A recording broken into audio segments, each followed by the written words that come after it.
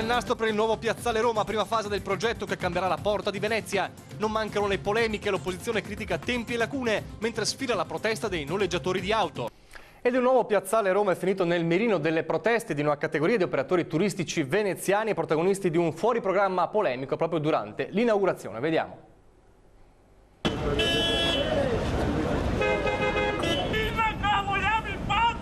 Facciamo un giro? Veloce, ok? Per piacere. Non c'è veloce, qua non c'è dittatura! Vogliamo i nostri posti, dobbiamo lavorare noi!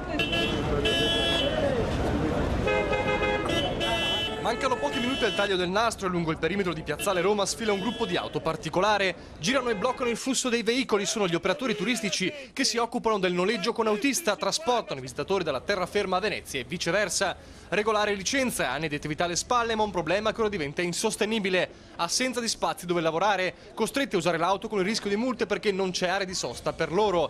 Già difficile nel vecchio Piazzale Roma, impossibile con il nuovo. La loro rabbia fa salire la tensione e costringe i vigili a intervenire. Lei non ha rispetto. Una licenza di Venezia, voglio i posti per lavorare! Cortesia, se si vuole accomodare avanti. Chiediamo solamente che vengano fatti dei posti dedicati per il carico e scarico dei nostri clienti. Non chiediamo la nona. Già ora denunciano si lavora ai limiti del regolare. Abusivi al 100%, lasciamo la macchina. Vede come sono messe le macchine? Così, in mezzo alla strada e là se i vigili hanno la giornata buona va bene, se hanno la giornata cattiva ci fanno le multe. Hanno chiesto una decina di spazi, senza di questi si chiuderà. I signori fanno i banchetti là per Piazzale Roma Nuova. Se questa è Piazzale Roma Nuova se la possono ottenere. Io ho deciso che le mie licenze le darò tutte indietro, così darà dei problemi a delle altre persone che faranno il mio mestiere.